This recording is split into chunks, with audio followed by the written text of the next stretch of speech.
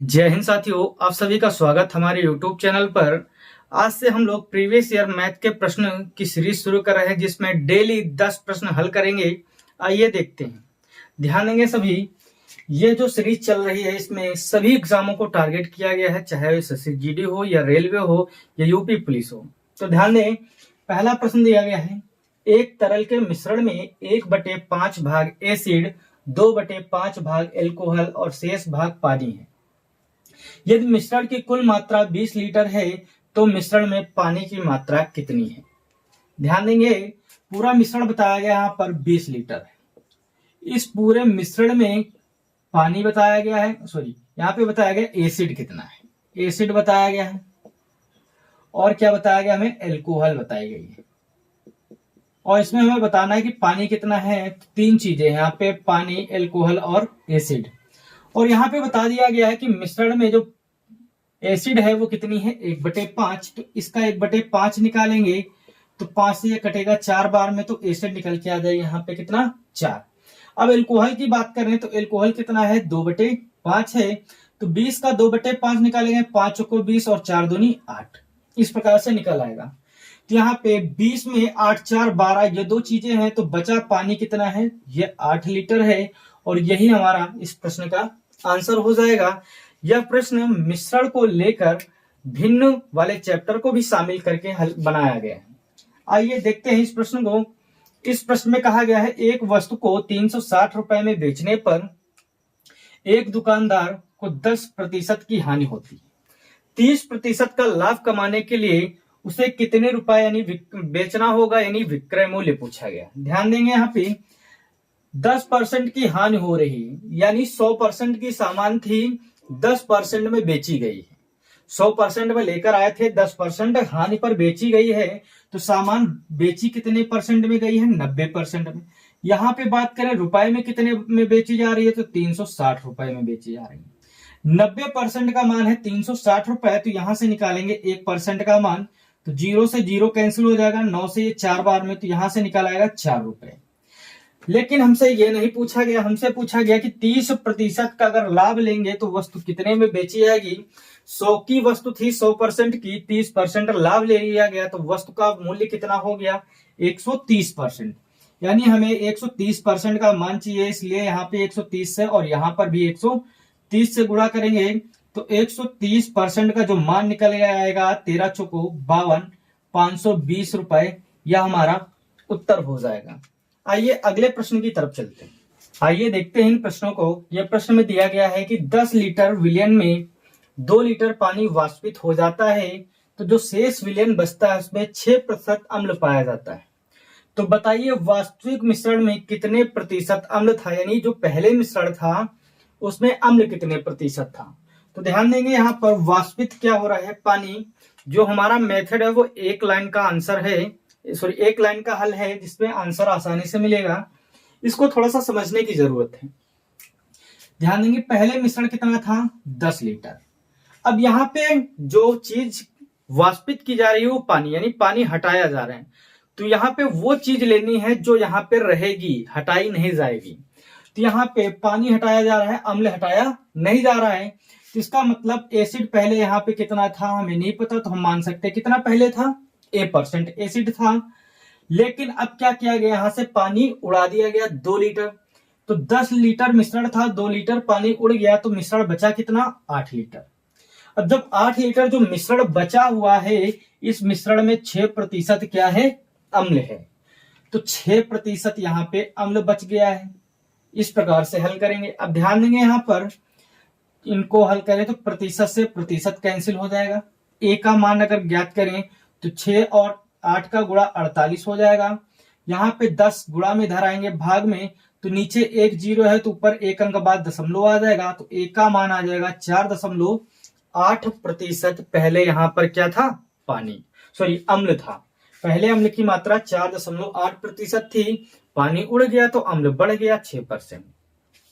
आइए अगला प्रश्न देखते हैं। अगला प्रश्न कहा गया है कि 3 नल ABC टंकी को क्रमशः 12, 15 और 18 घंटे में भर सकते हैं। यदि नल ए और सी को एक खाली टंकी में खोला जाता है तो टंकी कितने समय में भरेगी।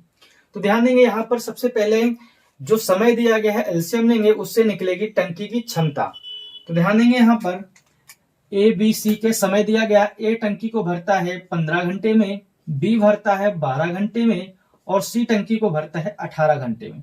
इन सभी का जब हम एलसीएम लेंगे तो निकल के आएगा यहाँ पर टंकी की क्षमता, और जब क्षमता में भाग करेंगे समय से तो निकल के आएगा नलों की क्षमताएं।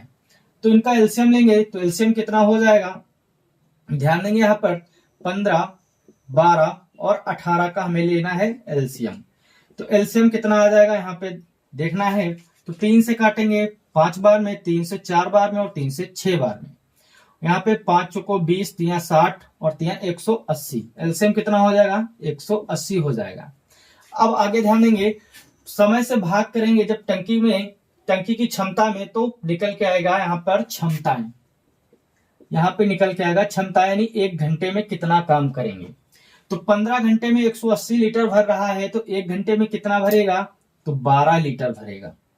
यह वाला 12 घंटे में 180 लीटर भर रहा है, तो 1 घंटे में 15 लीटर भरेगा।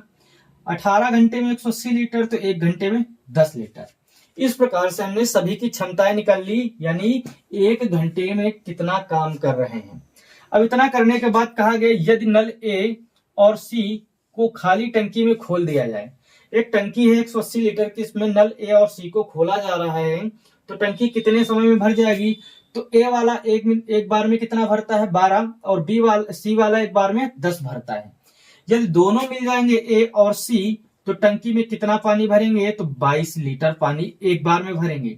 लेकिन हमारी टंकी जो है वो कितने की है, 180 लीटर की है।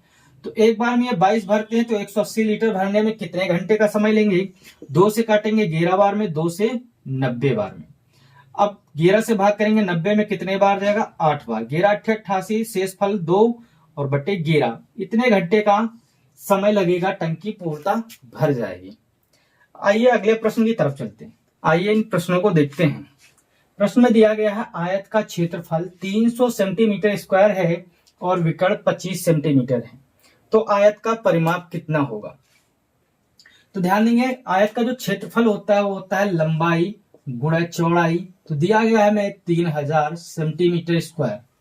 और विकर्ण की बात करें तो आयत का जो विकर्ण होता है अंडर रूट लंबाई का स्क्वायर प्लस चौड़ाई का स्क्वायर बराबर दिया गया है 25 सेंटीमीटर।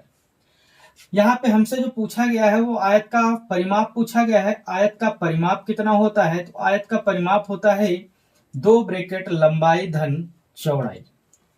तो यहां से अगर एल और बी के अलग अलग मान निकाल लें तो हम आसानी से परिमाप बता सकते हैं। इस प्रश्न को हल करने के लिए हमें सूत्र लगाना होगा। सूत्र की सहायता से यह प्रश्न आसानी से हल किया जा सकता है।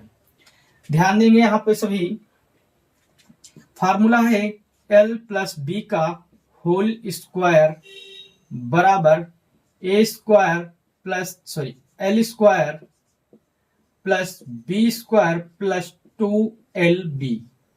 तो यहाँ पे ध्यान देंगे एल स्क्वायर और प्लस बी स्क्वायर का मान, तो यहाँ पे अगर इसका स्क्वायर कर देते हैं हम तो ये बन जाएगा L square plus B square, क्योंकि स्क्वायर से रूट कैंसिल हो जाएगा। तो एल स्क्वायर और बी स्क्वायर का मान 625 आ जाएगा। तो यहाँ पे लिखेंगे 625 प्लस, यहाँ पे ध्यान दें एल इंटू बी का मान 300 है, लेकिन 2 से गुणा है तो कितना हो जाएगा, ये 600 हो जाएगा।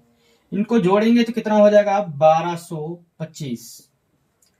1225 जो दिया गया है एल प्लस बी के होल स्क्वायर का मान दिया गया है। लेकिन हमें चाहिए कितना 2L प्लस बी का मान। तो क्या करेंगे L प्लस बी बराबर अंडर रूट 1225। अब 1225 जो होता है वो 35 का वर्ग होता है, यानी 1225 का वर्गमूल निकालेंगे तो 35 निकल के आएगा। तो L प्लस बी का जो मान निकल के आ जाएगा वो 35 निकल के आ जाएगा। लेकिन परिमाप पूछा गया तो परिमाप कितना है 2 ब्रैकेट में L प्लस बी। तो L प्लस बी का मान 35 है, तो इसे 2 से गुणा कर देंगे तो हमारा उत्तर कितना आ जाएगा 70। ओके, आइए अगले प्रश्न को देखते हैं। अगला प्रश्न दिया गया है 250 और 1000 तक। 250 से 1000 तक कितनी संख्या है 5, 6, 7 से पूर्णतः विभाज्य है। तो ध्यान देंगे यह प्रश्न जो है एलसीएम का प्रश्न पूछा गया है। इस प्रश्न में नंबर सिस्टम भी लगा दिया गया है, समांतर श्रेणी भी लगा दी गई। ध्यान देंगे तो 250 से लेकर 1000 तक कितनी संख्याएं हैं जो 5, 6, 7 तीनों से विभाज्य हैं। तो 5, 6, 7 से अलग अलग अगर विभाज्य निकालेंगे तो काफी समय लगेगा, इसलिए हमें क्या करना है, इनका एलसीएम ले लेंगे। 5, 6, 7, तो ये 5 और 7 अभाज्य संख्याएं हैं तो 6 से गुणा करा देंगे। 5 छक्का 30, 30 और 7 का गुणा करेंगे तो एलसीएम निकल के यहाँ पे आ जाएगा 30 सते 21, 210। अब 210 से हमें विभाज्य देखना है, ना कि 5, 6, 7 से। तो क्या करेंगे, सबसे पहले 250 जो लिखा हुआ है इसमें 210 से भाग करेंगे। 210 से जब भाग करेंगे इसमें तो कितनी बार जाएगा, एक बार जाएगा। लेकिन हमें क्या करना है, ज्यादा बार ले जाना है, क्योंकि 250 से और 1000 तक में पूछा गया है, यानी इन दोनों के बीच में कितनी संख्या आएंगी और उस वहां तक भी कितनी आएंगी। तो ज्यादा बार ले जाएंगे 2 बार, तो यहां पर जब 2 बार ले जाएंगे तो 420 आ जाएगा। यानी 250 तो नहीं कटेगा 210 से, लेकिन 250 के बाद कौन कटने वाला है, 420। तो यहां से पता चला कि 250 के आगे जो कटने वाली संख्या है वो कितनी है, 420 है। अब आगे ध्यान देंगे, फिर से भाग करेंगे 1000 में। तो 1000 में जब भाग करेंगे तो कम बार ले जाएंगे, क्योंकि इसी के अंदर तक चाहिए, क्योंकि इसके ऊपर नहीं चाहिए। तो क्या करेंगे, 21 लिखा हुआ है, यहाँ पे लिखा हुआ कितना, 100। तो 21 से भाग करेंगे, 100 से ज्यादा ना जाए। 21 पंचे 105 होता है, ज्यादा चला जाएगा तो 4 बार ले जाएंगे। 21 चौके 84, 840। तो यहाँ पे जब हल करेंगे तो 840 जो है 1000 से पहले की संख्या है जो कटेगी किससे, 210 से, ये 840। तो यहां से ये पता चल गया कि शुरू में कौन सी संख्या कटेगी 210 से, तो 420, और लास्ट में कौन सी कटेगी, तो 840। हमें क्या निकालना है, कितनी संख्या कटेंगी। तो यहाँ पे ध्यान देंगे, संख्या निकालनी है तो संख्या बराबर क्या होता है, अंतिम संख्या 840 माइनस पहली संख्या 420 बटे किससे भाग किए थे हम, 210, यानी सर्वांतर प्लस 1। इसको हल करेंगे तो यहाँ पे कितना आ जाएगा, 420 बटे 210 प्लस 1, 0 से 0 कट जाएगा, 21 दूना 42, 2 और प्लस में 1 जोड़ देंगे तो कितनी संख्या हो जाएंगी, 3 हो जाएंगी। तो ये इस प्रकार से ऐसे प्रश्नों को हल किया जाता है। अगर आपको नहीं पता है तो नोट कर लेंगे। बाकी ये छोटा सा नॉर्मल प्रश्न था, तो इसको इस प्रकार से नहीं हल करना है, जब बड़ा प्रश्न पूछा है तब करना है। तो आइए देखते हैं इसको नॉर्मली तरीके से कैसे लगाएंगे। तो इसको एग्जाम में लगाना है तो किस प्रकार से हल करेंगे, तो ध्यान दें, एलसीएम कितना आया, 210। तो 210 के बाद कौन संख्या कटेगी, 420 कटेगी। 420 के बाद तो 21 दूना 42, 21 तिया 63, 630 कटेगी। 21 चौके 84, 840 कटेगी, और 21 पंचे 105, यानी 1005। तो यहाँ पे कहा गया 250 से लेकर 1000 तक। तो 250 से लेकर 1000 तक यही 3 संख्याएं तो पड़ रही हैं जो कटेंगी। ये 1000 से ऊपर है इसलिए ये नहीं होगा, तो ये आंसर बन जाएगा। इस प्रकार से इस छोटे प्रश्न को हल करना था। आइए अगला प्रश्न देखते हैं। अगला प्रश्न दिया गया है, एक संख्या में 22.5% की कमी करने पर 217 हो जाती है, तो वो संख्या बताएं। तो पहले बेसिक देखेंगे, फिर थोड़ा सा जल्दी वाला मेथड देखेंगे। एक संख्या जो थी उसमें 22.5% की कमी कर दी गई। यहाँ पे ध्यान दें, संख्या हमने मान लिया 100% थी और इसमें 22.5% की कमी कर दी गई, तो कितनी बची, यहाँ पर 77.5% संख्या बची। तो 77.5% जो बची 22.5% की कमी करने पर वो कितनी है, तो 217 है। तो इस प्रकार से 77.5% का मान 217, तो 100% का मान निकालेंगे तो हमारा उत्तर आ जाएगा। लेकिन हमें एग्जाम में इस प्रकार से नहीं लगाना है। क्या करना है, 22.5% का मान निकालना है। तो सभी को पता है कि 45% का फ्रैक्शन कितना होता है। 45% का फ्रैक्शन होता है 9/20, और 45 का ही आधा दिया गया यहाँ पर, तो इसका आधा कर देंगे तो 22.5% का जो मान हो जाएगा 9/40 हो जाएगा। ये हमने आधा कर दिया। तो आइए अब देखते हैं, यहाँ पे कहा गया है कि एक संख्या में 22.5% की कमी करने पर मूल संख्या कितनी थी, 40, इसमें 9 की क्या कर दी गई, कमी। तो 40 में अगर 9 की कमी कर दी गई है तो संख्या बची कितनी है अनुपात में, 31। तो जो अनुपात में 31 बची हुई है, तो यहाँ पे कह रहे हैं कमी करने के बाद वह 217 बचती है। तो 31 का मान जो है 217 है। तो यहां से 1 का मान निकालेंगे तो कितने बार में जाएगा, तो 7 बार में जाएगा। 7 एकम 7 और 7 रूप 21। अब यहाँ पे पूछा गया वो संख्या बताए, तो वो संख्या हमने कितनी मानी, 40। तो 40 को निकालने के लिए दोनों तरफ 40 से गुणा कर देंगे तो संख्या निकल के आ जाएगी 7 चौक 28 280। यही हमारा उत्तर हो जाएगा। यहां तक आपको सारी चीजें अच्छे से क्लियर हो रही होंगी। आइए अगले प्रश्न की तरफ चलेंगे। अगला प्रश्न दिया गया है 5,000 रुपए की राशि 10% साधारण ब्याज पर निवेश की जाती है, तो कितने वर्षों में ब्याज की राशि 1,500 रुपए हो जाएगी। यहाँ पे 5,000 रुपए निवेश किए जा रहे हैं 10% साधारण ब्याज पर।